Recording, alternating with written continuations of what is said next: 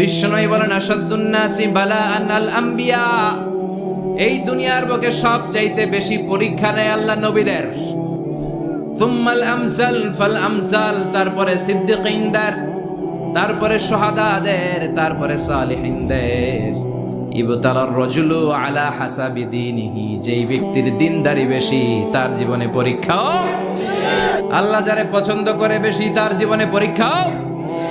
নমরুদ বলল ইব্রাহিম ঈমান ছেড়ে দাও, তাহলে জানে বেঁচে যাবা, নাইলে আগুনে ফেলবো। সাইয়েদনা ইব্রাহিমের এক কথা, জীবন যাবে কিন্তু ঈমান যাবে। নমরুদ বলে ঈমান ছেড়ে দাও, তা না হলে আগুনে ফেলবো। সাইয়েদনা ইব্রাহিম বলে জীবন যাবে কিন্তু ঈমান যাবে। তার মানে আগুনের পরীক্ষায় পাস। চিল্লায় বলেন আগুনের পরীক্ষায়।